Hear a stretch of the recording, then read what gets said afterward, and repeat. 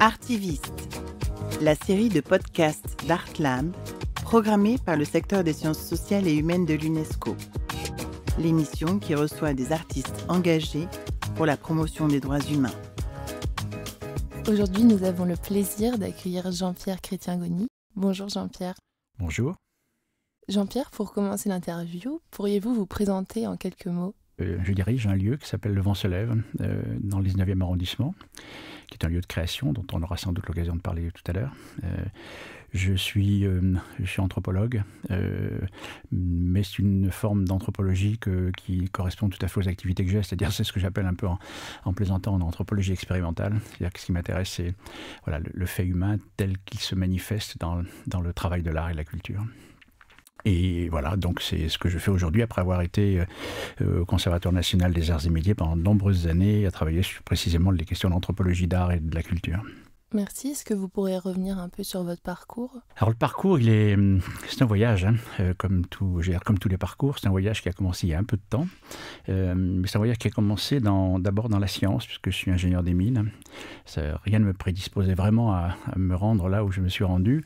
Et là, peu à peu, par des raisons que je ne comprends pas toujours, je me suis rapproché des pratiques de l'art et de la culture, mais d'abord alors j'ai fait de l'histoire de l'art quand j'étais en maths sup, vous voyez, c'était déjà un peu compliqué dans ma tête. Puis le théâtre surgit rapidement quand je me suis retrouvé dans une école d'ingénieur, et là ça a été un des grands tournants de mon existence, de comprendre que sur scène il était possible de raconter, de dire et aussi de penser. Et donc ce travail a continué autour de la psychologie. J'ai passé des diplômes de psychologie, puis de philosophie. Voilà, pour tenter un peu de synthétiser tout ce parcours qui déjà commençait à bousculer pas mal de mon ordre établi, et pour finir par un travail en philosophie, parce que je suis docteur en philosophie. Et à ce moment-là, ma carrière qui s'ouvrait naturellement vers le CNRS, vers l'université, vers l'enseignement et la recherche, ce qui s'est produit. En même temps que se produisait un autre tournant qui consistait pour moi à réaliser ma première mise en scène de manière totalement inattendue, puisqu'on m'a demandé un jour par hasard si j'avais envie d'essayer ça, et c'est parti ainsi. Et mon parcours au travers de mon travail philosophique, a beaucoup porté sur la problématique des camps d'extermination pour aller vite. D'abord, c'était comment est-ce que l'humanité a pu inventer des processus qui ont pu conduire à mettre en question l'essence même de l'humain et de ce qu'il est profondément. Comment c'était possible, quelles ont été les conditions de possibilité de tout cela. Donc j'ai beaucoup œuvré dans ce contexte-là, au fond, à la frontière entre l'éthique, pour aller vite, et la philosophie et la psychanalyse, puisque j'ai beaucoup travaillé avec des psychanalystes sur les traumas, les suites qui ont été celles de tous ceux qui ont survécu, ou qui ont été les enfants de ceux qui ont survécu, en particulier avec Gérard Haddad. Je travaille beaucoup sur ces problématiques-là. Et naturellement, au fond, la question éthique et politique s'est imposée comme étant l'endroit où j'avais envie d'être. Et le pont s'est fait entre la réflexion et l'action. L'action, pour moi, étant justement le passage à l'acte dans le théâtre, mais dans un théâtre qui n'est pas un théâtre de représentation de gens qui se demandent bien comment le monde est dans leur petite chambre et leur tour d'ivoire, mais qui au contraire est un théâtre qui va à la rencontre des gens, qui va aller le voir avec eux, faire avec eux, fabriquer avec eux, inventer avec eux, persuadé que, et ça c'est au fond mon fil rouge d'anthropologue, c'est que notre humanisation se continue, n'est jamais achevée, et que les pratiques de l'art représentent des tentatives de toujours, comme on dirait aujourd'hui, augmenter notre capacité à être humain dans notre existence individuelle et dans nos existences collectives. Dans votre présentation, vous avez mentionné votre travail sur les traumas. Vous êtes en effet un artisan qui pratiquait l'art avec des personnes en situation de vulnérabilité. Qu'est-ce que cette expression, elle signifie pour vous aujourd'hui ? Quels effets ça produit chez vous quand j'utilise ce terme situation de vulnérabilité ? Alors, ça produit un effet un tout petit peu ambivalent, je vais dire, parce que effectivement c'est un mot que j'ai relativement récemment choisi, mais qui ne me satisfait pas.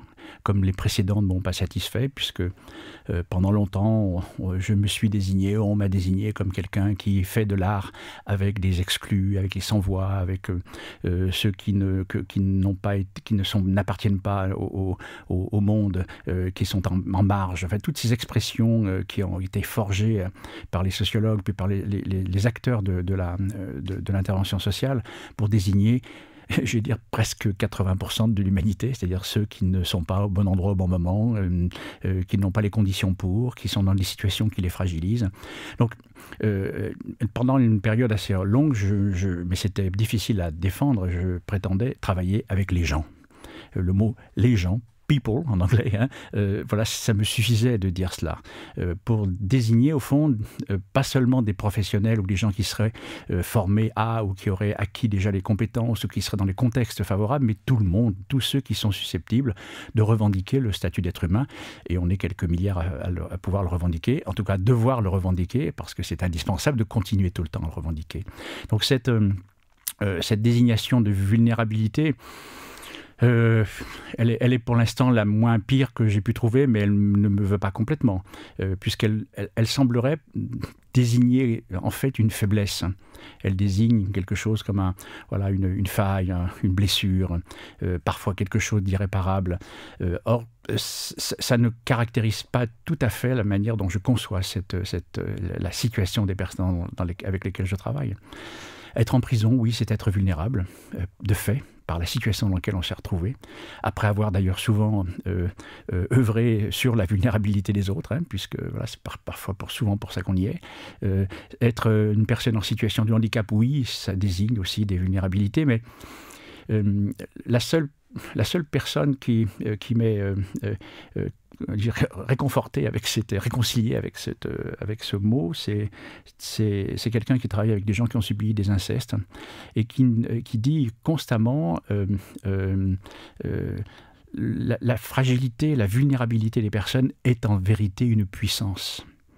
Et que c'est ça qu'elle essaye de transmettre aux gens avec qui elle travaille pour les sortir de leur statut, leur situation, souvent malheureusement totalement intégrée de victimes, pour devenir des acteurs et des actrices de leur propre histoire, mais pas des acteurs au sens tout à fait juste parce qu'on a envie de prendre sa vie en main, mais bien au-delà, quand on a subi de telles violences, c'est comment tenter, alors c'est peut-être le mot de résilience qui irait bien à cet endroit-là, c'est comment on peut tenter de fabriquer une force qui parfois est considérable pas seulement pour soi, mais pour tout son environnement. La vulnérabilité est un combat contre la puissance.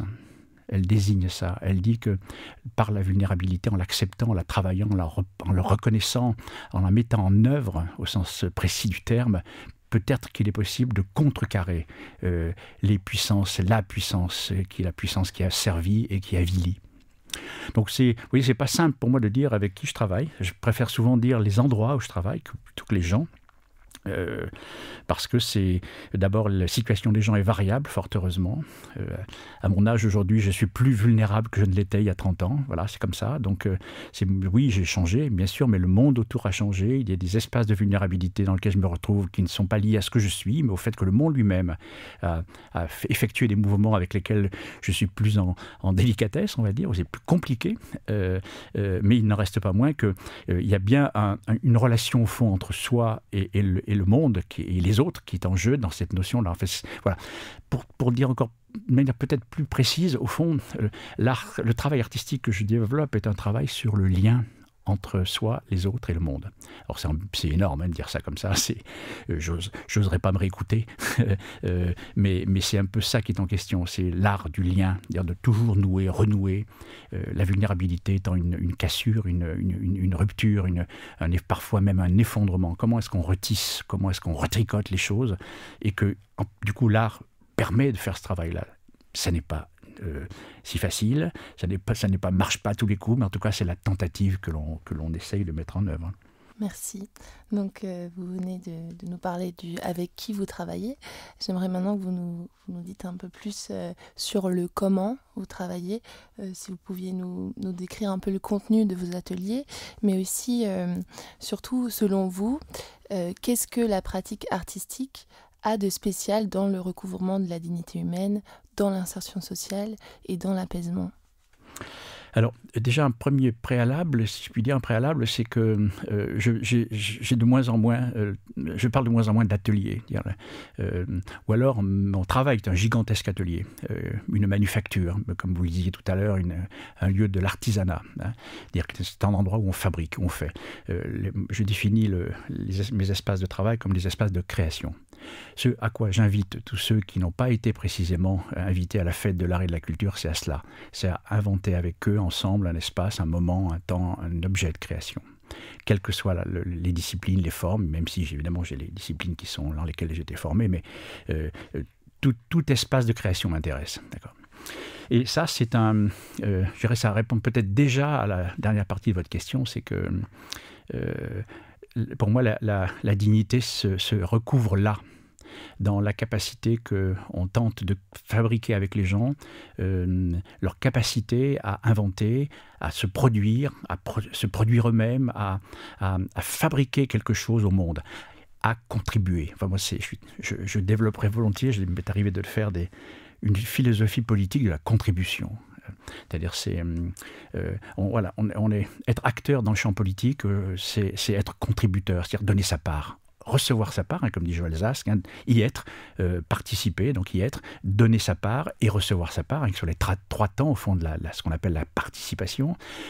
C'est là qu'au fond, le travail de création se pose comme étant un espace où, par excellence, si je puis dire, les sujets, les êtres humains deviennent des contributeurs au monde qui les entoure et sont reconnus dans leur contribution et se reconnaissent eux-mêmes dans leur contribution.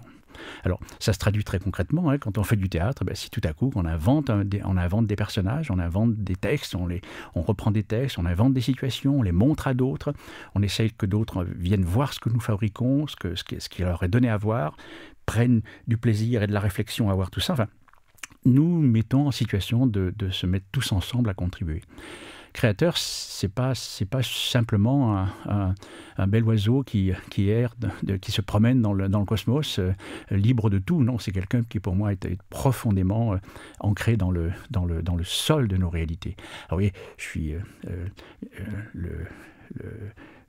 l'oiseau poète baudelairien, pour moi, il claudie que ses ailes de géant l'empêchent de marcher, mais moi, c'est important qu'il marche, et qu'il ait les ailes qu'il a. Et oui, il est peut-être bancal de temps en temps, mais en tout cas, c'est important qu'il ait ces racines-là dans le monde qui est le nôtre. Donc, créer, pour moi, c'est profondément être en lien, de manière très, très, très, presque parfois souterrain, avec le monde qui est autour de nous tous. Donc voilà. Donc le travail que nous faisons est un travail, je dis moi, mais c'est aussi toutes les équipes avec qui je fais ça, c'est un travail qui consiste à inventer des représentations, à réinventer du sens, à recombiner des sens à partir de formes anciennes ou de représentations que nous avons les uns les autres, de recombiner pour donner à nouveau des choses à entendre et à voir à partir de nous. Alors on retrouve là les choses plus classiques, qui est la dignité des gens à qui on ne donne jamais la parole, c'est de pouvoir l'apprendre. La dignité des gens qu'on ne veut pas montrer, qu'on ne veut pas regarder, c'est de les rendre visibles. D'accord ? Et quand je dis rendre visible, c'est pas seulement sur une scène. La scène est un endroit presque, c'est un endroit presque laboratoire, c'est un endroit de très singulier d'expérimentation, mais être visible, il faut être visible sur les scènes et sur toutes les scènes sociales et scènes publiques. C'est permettre aux gens avec qui on travaille aussi de retrouver des places, des envies d'être ailleurs que sur les scènes de la culture et de l'art. Mais ça passe par là. C'est une sorte de terrain extraordinaire de liberté et d'expérience où on peut remettre tout cela en jeu, remettre toutes ces caractéristiques de soi, de soi comme être singulier, mais aussi comme appartenant à des collectifs, de remettre tout ça en jeu pour tenter de le recombiner, de le rejouer et de respirer enfin dans le regard de l'autre et dans son propre regard.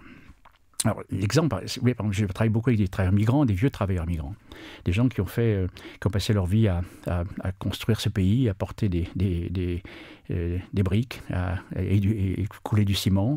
Des gens qui ont fait toute leur vie, qui sont aujourd'hui assez vieux, très vieux, qui vivent dans des foyers, parfois dans un état de désolation et d'isolement très grand. Malades, abandonnés, parlant un peu français. On ne s'est jamais préoccupé de leur apprendre le français. Ils vivent là depuis des années, ils n'ont plus leur place au pays. Enfin, c'est des conditions très difficiles. Et ces gens, si je puis dire, ils rasent les murs aujourd'hui à leur âge. J'ai travaillé à Chevilly-Larue dans un foyer qui accueillait près de 600 résidents, dont 400 je dirais, officiels et puis 200 qui venaient parce qu'ils étaient abrités par les familles, par les amis.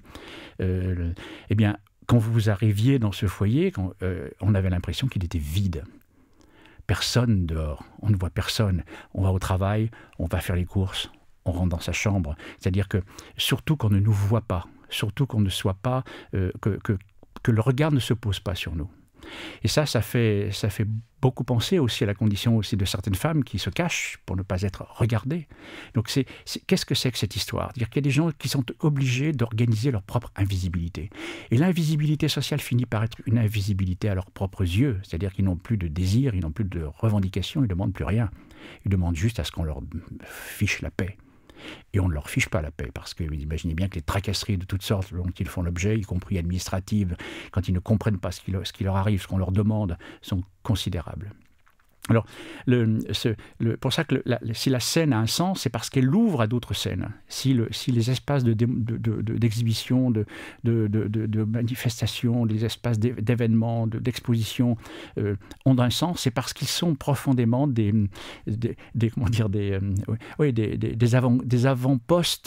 avant-postes pour le reste du monde. C'est-à-dire que c'est pas qu'on serait en avant-garde, mais on ouvre des espaces qui devraient permettre aux gens d'habiter le monde, de trouver leur demeure dans le monde qui est autour d'eux, sachant que là, nous avons sur cet espace réduit, qui est par exemple la scène d'un théâtre, la possibilité incroyable d'organiser ponctuellement, momentanément, transitoirement une demeure pour chacun. Ensemble. C'est pas moi qui organise, qui est fait pour eux, on fait avec eux. Est-ce que vous pourriez nous détailler un peu plus sur le travail de création que vous avez réalisé ensemble au sein de ce foyer? Alors, dans ce foyer, on travaille depuis maintenant plusieurs années dans les différents foyers. Celui dont je parle, nous sommes arrivés à la demande du bailleur pour travailler à la transition entre la destruction de ce foyer qui était très ancien, qui datait des années 60, et la construction d'une nouvelle résidence sociale. Donc la pensée en jeu était intéressante, c'était de conserver quelque chose de la mémoire de cet endroit. Mémoire qui était une mémoire complexe, puisque ça date des années de la guerre d'Algérie, l'histoire des foyers sur la Cotra, enfin les foyers de travailleurs migrants, une longue histoire dans ce pays, y compris politique.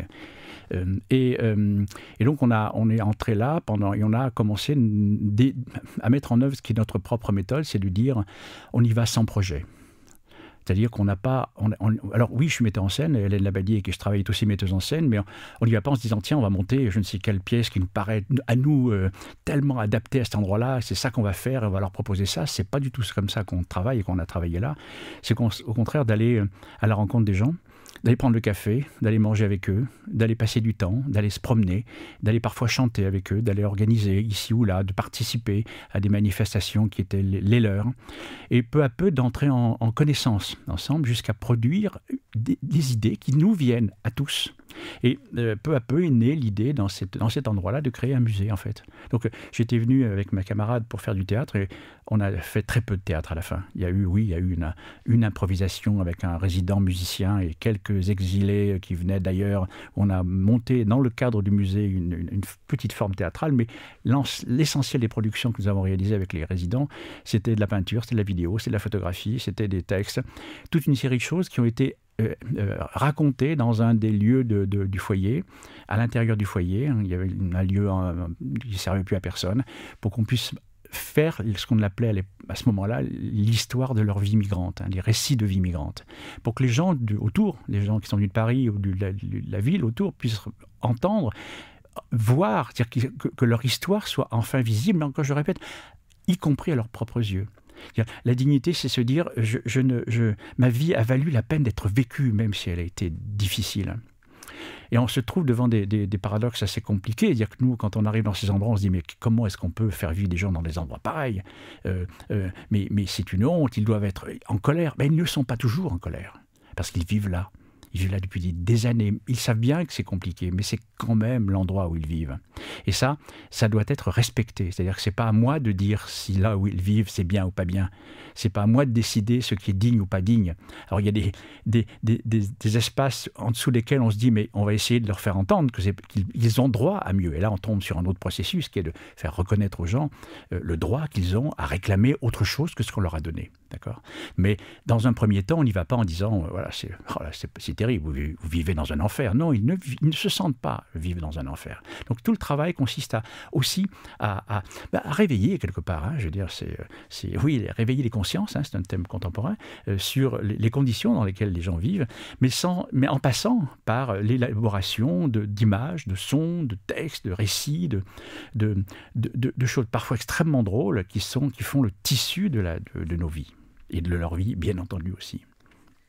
Et comment les équipes, elles réagissent, les équipes qui sont sur place au sein du foyer par exemple, elles réagissent lorsque vous entrez dans ce lieu, mais aussi comment vous pouvez assurer votre sortie de ce lieu de vie? Alors, les équipes, c'est devenu pour nous le gros sujet, si je puis dire. Et là, je parlerai même, y compris d'un autre espace où on travaille beaucoup en ce moment, ce sont les établissements médico-sociaux, donc qui accueillent des gens en situation de handicap, ou les EHPAD, qui accueillent des gens très, très âgés, pour leur dernière demeure, si je puis dire. Et là, comme dans les foyers, on voit bien que notre action, elle est d'abord accueillie par les équipes parce qu'ils sont très contents qu'il se passe quelque chose, d'accord ? Et puis ensuite, on dérange. On dérange parce que on a besoin de temporalités qui sont différentes. On a besoin de beaucoup de temps. Moi, je ne peux pas faire le travail dont je parle en 3 semaines. C'est pas possible. On a besoin de se rencontrer, de rencontrer les gens, de sentir, d'y être, d'y vivre, comme une forme d'immersion pour que quelque chose naisse, comme j'ai essayé de l'expliquer. Et par ailleurs, à un moment ou un autre, on pose quelques questions. On pose quelques questions sur la manière d'organiser les choses, sur la disponibilité. Je prends le cas des EHPAD, les professionnels nous accueillent vraiment très bien, sauf qu'ils n'ont pas le temps de travailler avec nous. Sauf qu'ils n'ont pas la culture, si je puis dire, de travailler avec nous. Ils ne savent pas ce que c'est que travailler avec des artistes. Ils ont envie de nous mettre dans des boîtes, dans des cases. Faites ceci, aidez-nous là, prenez le groupe à tel endroit. Mais ce n'est pas comme ça qu'on fait. Non, on a besoin de beaucoup plus de respiration pour inventer des choses dans ces endroits. Et donc, chaque fois qu'on invente, forcément, on pose question. Voilà, on a fait dans un EHPAD, par exemple, on a beaucoup travaillé sur la photographie de résidents. Et à un moment, évidemment, on a fait des installations dans l'EHPAD, sonores et visuelles, avec des photographies un peu spéciales, particulières de ces résidents. Et là, tout à coup, ça a été un grand choc pas tellement pour les résidents, mais surtout pour les professionnels. C'est de dire, ah oui, on peut regarder les résidents autrement. On peut avoir une image d'eux qui n'est pas du tout celle qu'on a l'habitude de donner. On peut avoir sur les murs autre chose que de la pacotille de décoration. On peut demander aux gens qui y vivent d'investir le monde dans lequel ils sont et d'y être impliqués.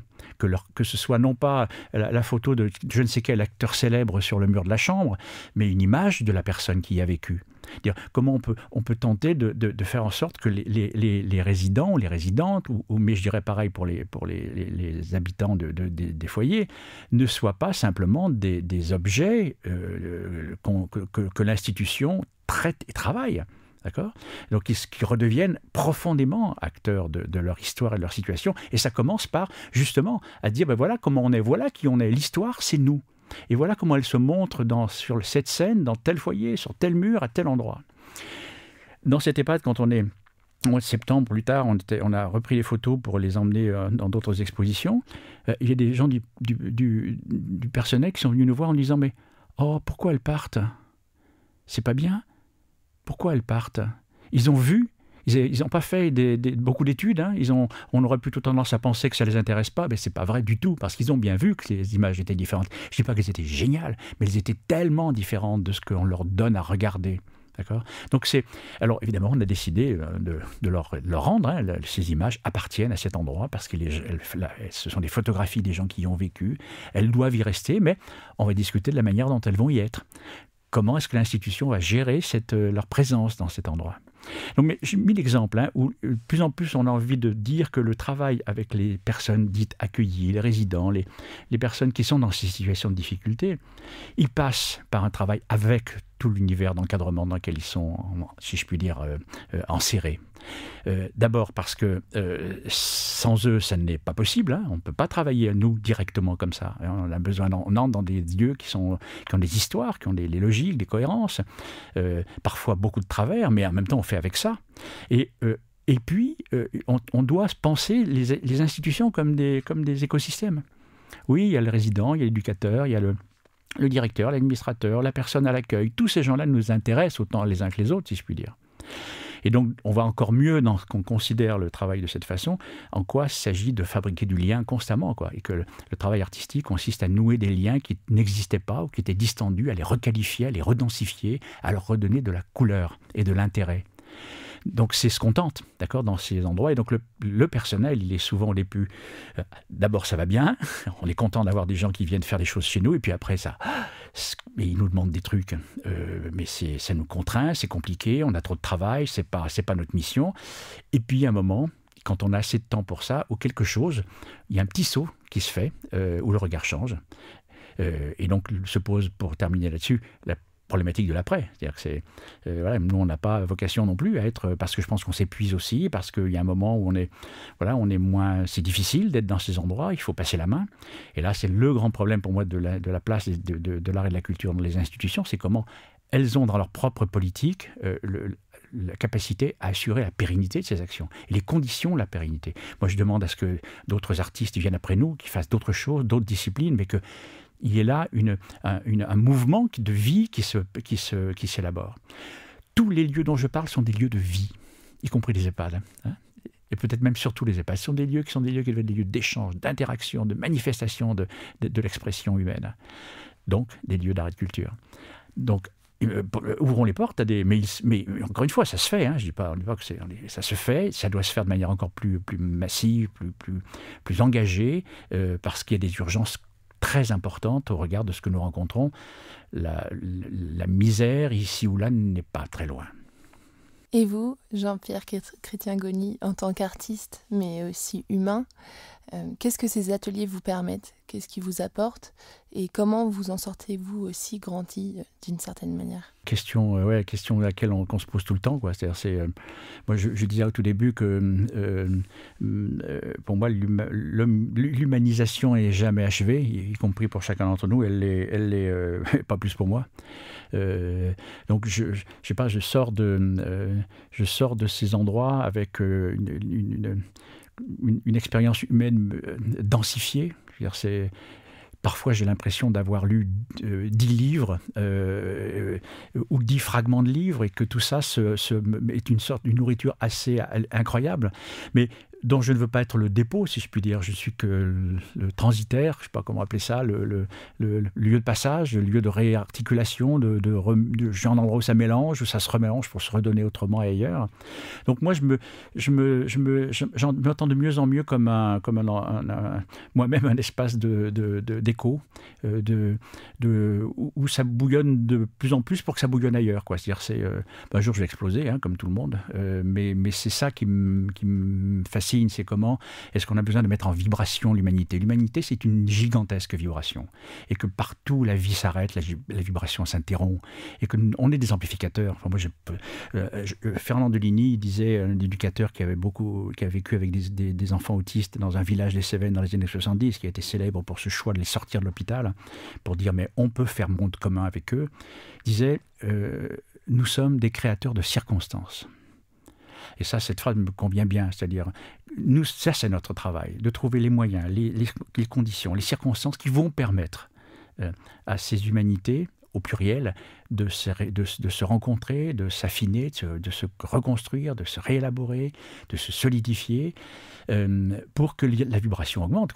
Alors je dis pas ça, je suis pas un adepte du New Age, mais quand je dis une vibration, je dis qu'il y a quelque chose encore une fois, d'une force dont parle précisément la fragilité. C'est-à-dire, c'est une puissance qui est à l'œuvre dans cette fragilité contre la puissance des dominations, parce que la puissance des dominations est une puissance mortelle. mortifère, qui a pour vocation, rappelez-vous le travail que j'ai fait, je me parlais tout à l'heure sur les questions des camps d'extermination, qui a vraiment pour vocation d'éteindre l'humanité dans son essence. Oh oui, on aura encore des corps qui marcheront debout de temps en temps et qui travailleront, mais qu'est-ce qu'on aura fait des humanités dont on aura hérité? Comment est-ce qu'on les aura fait non seulement grandir, parce que le monde n'est pas que grandir, je veux dire, c'est grandir fait dans l'idée que ça augmente en dimension, oui, ça augmente surtout en qualité, quoi. C'est en qualité d'humanité que nous devons grandir. Si un être humain augmenté, il doit être augmenté de ce côté-là, du côté de cette capacité à faire récit de soi, récit de l'autre, récit avec l'autre, dans des formes de plus en plus fines, de plus en plus riches, et qui donnent de plus en plus d'écho autour de soi. Les livres, ils font pas autre chose. Voilà, peut-être que j'aimerais bien être un livre, en fait. Merci Jean-Pierre Chrétien-Goni. L'entretien touche déjà à sa fin. Est-ce que vous voulez laisser un dernier mot ? J'ai entendu une toute petite citation je crois, elle attribue à Einstein, je n'ai pas pu vérifier, qui aurait dit que ceux qui croient que c'est impossible ne dérangent pas ceux qui essaient. Merci beaucoup. C'était Anna Muller. Merci à toute l'équipe. Emmanuel Rudowski à la réalisation, Amina Amchari pour la conception et à toute l'équipe de l'Art Lab pour les droits humains et le dialogue de la section inclusion, droit et dialogue du secteur des sciences sociales et humaines de l'UNESCO.